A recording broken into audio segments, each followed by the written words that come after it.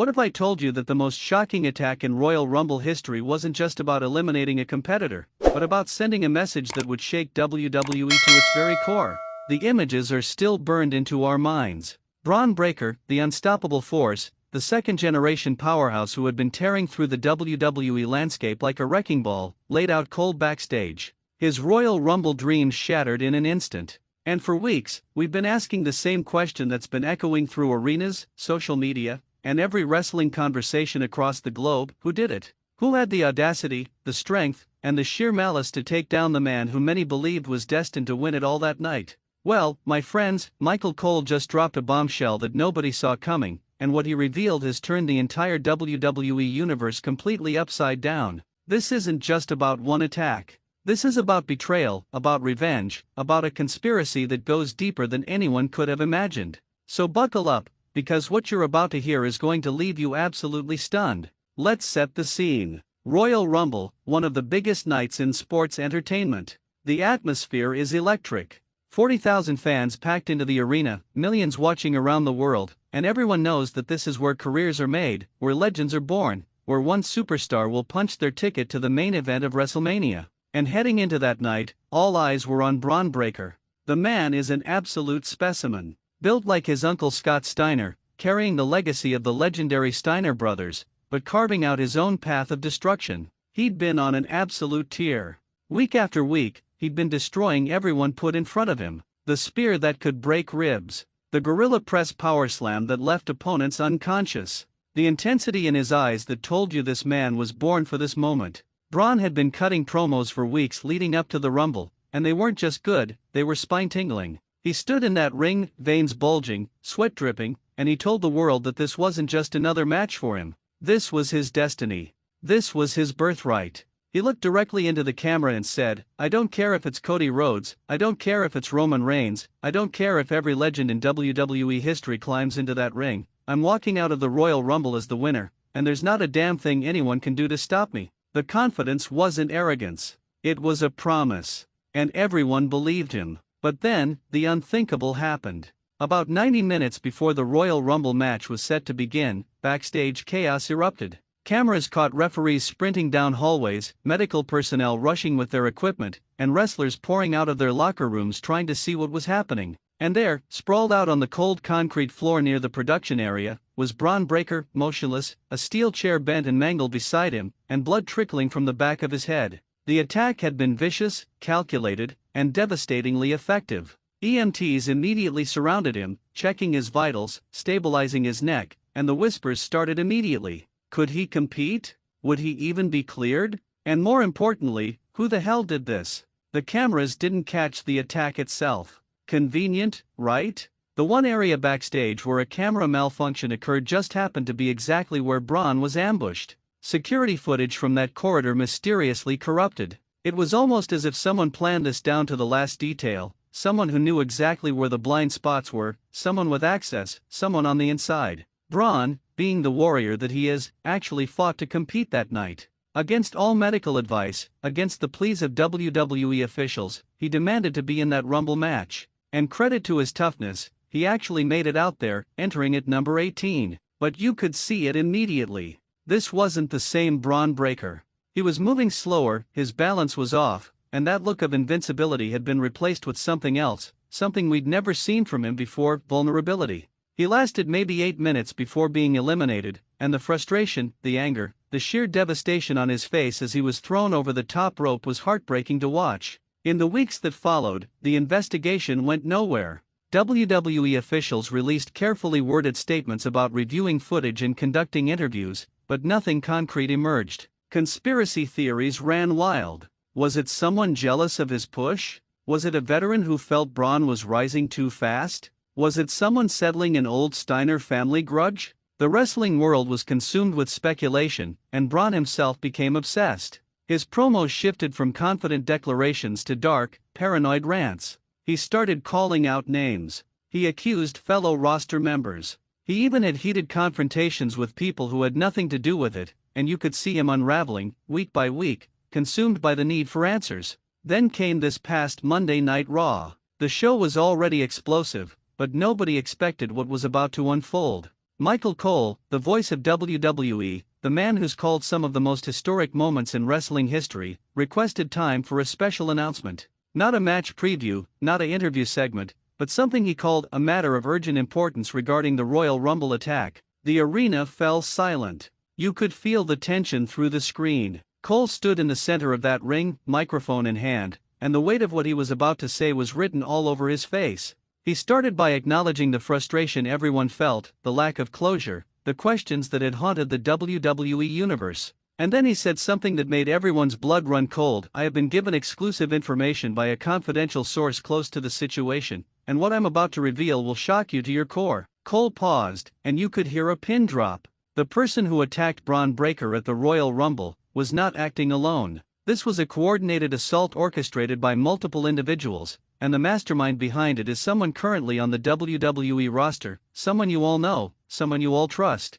The crowd erupted. Cameras caught fans with their hands on their heads, jaws dropped, people screaming at the screen demanding answers. But Cole wasn't done. He continued, "My source has provided me with evidence, text messages, planning documents, even video from a secondary angle that WWE officials either missed or chose not to release. And what this evidence reveals is that the attack on Bron Breakker was designed to eliminate the biggest threat to someone else's Wrestlemania aspirations." The implications were staggering. This wasn't a random assault. This wasn't a heat-of-the-moment decision. This was premeditated, strategic, cold-blooded. Someone had so much to lose from Bron winning the Royal Rumble that they were willing to cross every line, risk their career, and destroy another human being to prevent it. Cole then revealed the most shocking detail yet. The person who physically executed the attack was a recently released WWE superstar who was paid handsomely to do the dirty work, someone who had their own grudge against Bron, someone who had access to the building that night as part of a Legend's appearance.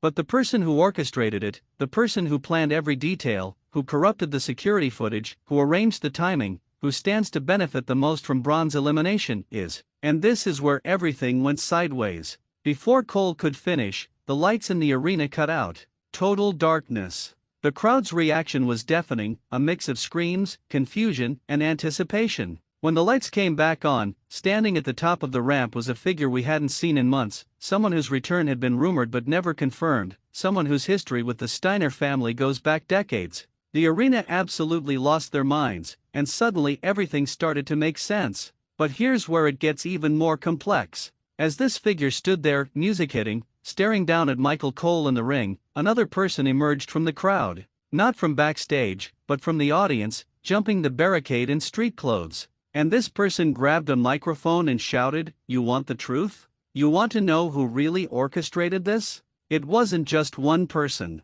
It was all of us. Everyone who's been held back while Golden Boy Breakker got handed everything. Everyone who's been told to wait their turn while he skipped the line. This isn't about one attack. This is about taking back what's ours. The conspiracy was bigger than anyone imagined. This wasn't a single jealous rival. This was a coordinated effort by multiple superstars who felt that Bron's rapid rise had come at their expense, that his family name had given him opportunities they'd had to scratch and claw for, and they decided collectively that his Royal Rumble victory could not be allowed to happen. Cole's revelation hadn't just exposed one person, it had exposed an entire underground movement within WWE, a faction that had been operating in the shadows, pulling strings, and willing to do whatever it took to level the playing field. The following night on SmackDown, Bron Breakker finally responded, and it was unlike anything we'd seen from him before. Gone was the unhinged paranoia. In its place was focused, calculated rage. He walked to that ring with purpose, and he laid it out simply. "You wanted to take me out? You wanted to end my dreams? All you did was make me more dangerous. Every single person involved, I'm coming for you. Not next week, not at the next pay-per-view, but starting right now." And he proceeded to call out every name Michael Cole had hinted at, demanding they come face him immediately.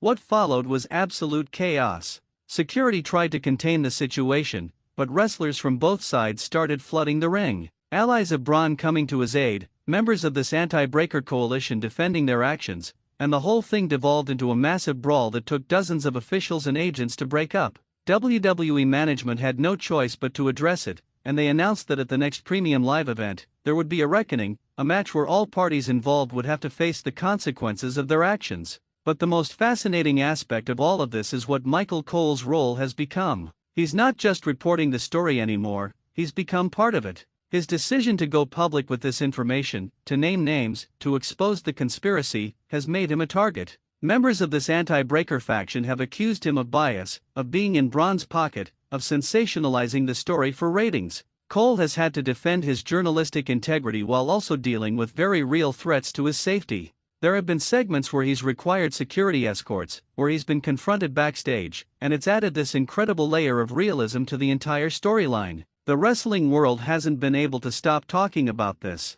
Social media has exploded with debates about whether the conspirators were justified in their grievances, whether Bron really was being pushed too hard too fast, whether WWE management created this situation by showing favoritism. Some fans have actually sided with the faction, arguing that the wrestling business has always been political and that sometimes you have to take matters into your own hands. Others are firmly Team Breakker, believing that excellence should be rewarded regardless of how quickly it emerges, and that attacking someone from behind is cowardly no matter the justification. What makes this story so compelling is that there's truth in both perspectives. Bron Breakker did receive an incredibly strong push from the moment he arrived. His matches were given prominent positions, his victories were booked dominantly, and yes, his last name absolutely opened doors. But at the same time, the man has delivered in every single opportunity given to him. His matches have been consistently excellent, his charisma undeniable, his work ethic beyond question. So where do you draw the line between earned success and nepotistic advantage?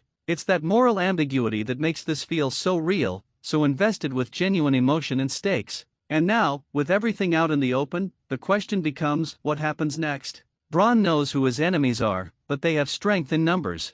Micheal Cole has essentially painted a target on his own back by exposing them. WWE management is caught between punishing superstars for their actions and acknowledging that maybe their booking decisions contributed to the resentment that sparked this whole thing. And somewhere in all of this chaos, Wrestlemania is approaching, and all the plans that were in place have been completely upended by this revelation. The beauty of professional wrestling is that the best stories blur the line between reality and fiction, and this angle has accomplished that perfectly. We're not just watching characters play out a predetermined narrative, we're witnessing what feels like genuine grievances, real conspiracies, and authentic consequences. Every promo feels personal. Every confrontation feels dangerous. And Micheal Cole's decision to step into the story rather than just observe it from commentary has given this an urgency and importance that elevates it beyond typical wrestling drama. So here we are, with all the cards finally on the table. The mysterious attacker has been revealed to be not just one person but an entire coalition of superstars who decided that Bron Breakker's rise had to be stopped by any means necessary.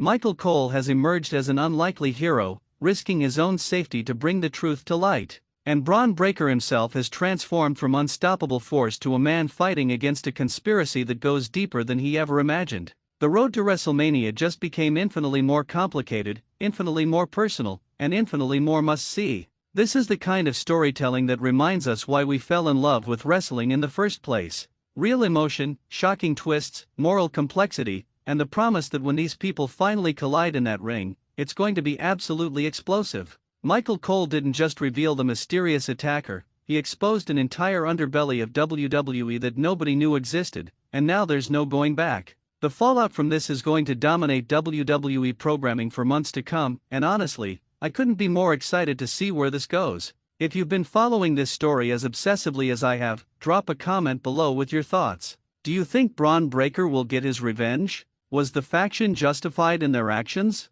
And what role will Micheal Cole play as this continues to unfold? Make sure you're subscribed to WWE Sphere because we're going to be covering every single development in this story as it happens, and trust me, you do not want to miss what's coming next. This is just the beginning, and something tells me the most shocking revelations are still to come. Thanks for watching, and I'll see you in the next one.